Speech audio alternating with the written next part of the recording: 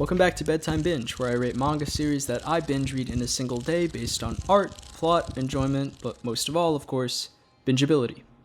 And today I'm talking about Vinland Saga, a manga that is so highly revered that I have absolutely zero clue, honestly, why I'm just now getting around to it. To be fair, I hadn't heard about Vinland Saga until its anime came out in 2019. Call me uncultured, yes, I was, and I didn't read too much manga at that time. But I'd like to say I'm a changed man now, and this has been on my plan to read ever since I watched the anime, which I of course really enjoyed. I mean, who didn't? It was amazing. And after friends told me nonstop to read it, even my subscribers recommended it, I did it. I dug my fingers into the 184 chapters of Vinland Saga in one of my longest binge reads yet.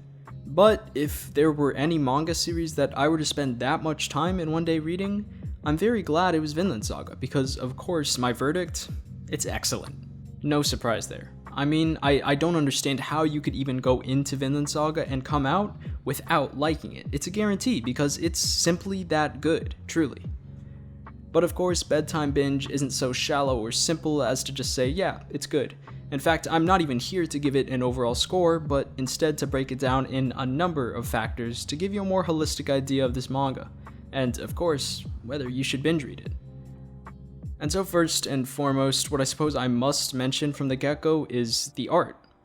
You open Vinland Saga, flip to any one page, and I'm sure the art will look like Picasso made manga drawing his side job. I'm convinced that no man is capable of drawing such great art consistently, that it is a god above us who has blessed our eyes with the non-stop beauty that is Vinland Saga. Vinland Saga and Vagabond, or just about anything by Takahiko Inoue, are just sitting in the sky, eating turkey leg by the pound, laughing at all these other manga duking it out trying to make art this good. It's awesome. Just looking at it, you instinctively, before even reading a word, know that it's going to be good. It's like human instinct, and Vinland Saga art is definitely a 10 out of 10. It is visceral when it needs to be, really shines on their facial expressions and the animosity of these Vikings, or can be very emotional when demonstrating Thorfinn's internal turmoil. I mean, it just all looks really great. Just look at the grass, man. If it's wrong to love how the grass is drawn in Vinland Saga, I don't want to be right. I absolutely do not. And onto the plot. The plot of Vinland Saga is, how do I say it, unexpected?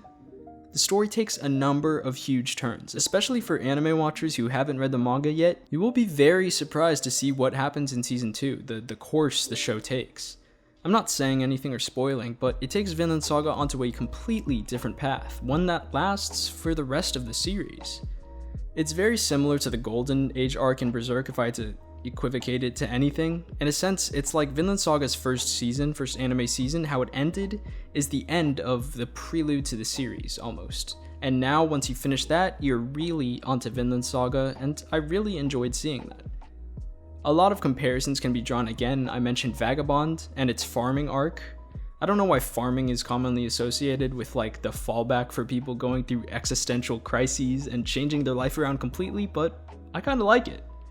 It gives a lot of time for characters to think about themselves, introspection, and I'm not even talking about the plot anymore.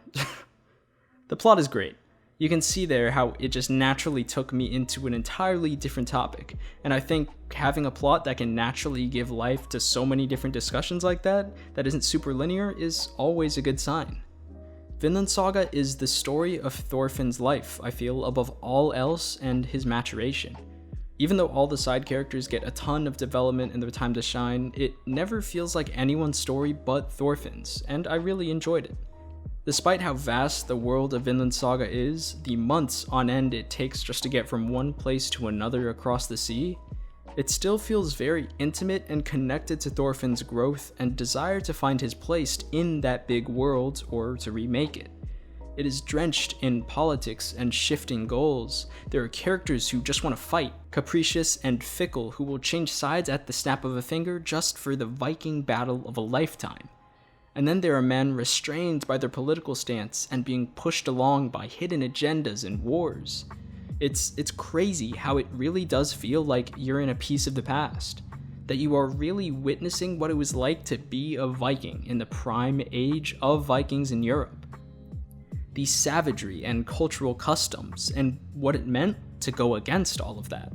What it meant to go against such a patriarchal and to-the-death society, which Thorfinn does do. And so I'll probably give plot, I'd give it an 8.25. The thing is, the reason it's not perfect, why I wouldn't give it like a 10 out of 10, which it kind of seems like I was going for, is that the arcs do go on for a long time in Vinland Saga. And many overarching goals get disrupted by sub-arcs or new enemies. And while I don't think taking your time is a bad thing, if anything, it actually fits with the fact that we are following a person's life story. It will take long. The occasional slow pacing is still there. It's still a manga at the end of the day. Because this is Bedtime Binge and I binge read all of these stories, I don't really care that the story was slow at times. It personally did not affect me, but I can only imagine being a monthly reader waiting for chapter after chapter, which I actually am now, which kind of sucks, but... Plus, I feel like to give a story plot a 9 or even a 10, it has to be really plot-oriented, driven by the twists and turns, and just... I don't know. This is all arbitrary really, but I feel like plot wouldn't be most people's reasons for coming to Vinland Saga, or continuing. Even though it is still amazing, still a bit above an 8 out of 10.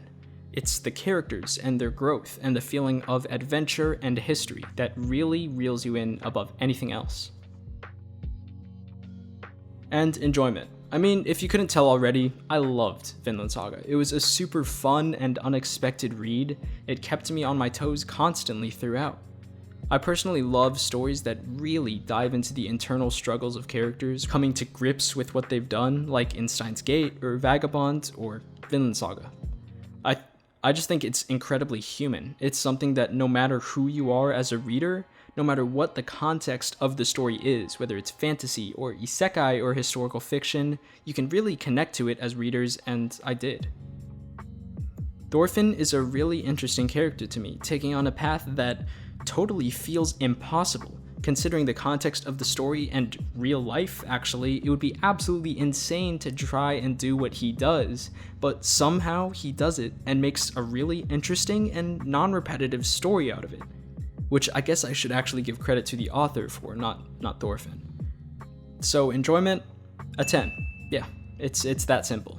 And I guess that naturally leads into bingeability. More often than not, if a manga is very enjoyable, it's also very easy to binge. I might have to change enjoyment to like characters or something next time as a criteria. Yeah, next time. So how bingeable was Vinland Saga? Despite taking its time in some arcs, Vinland Saga has so many highs and lows.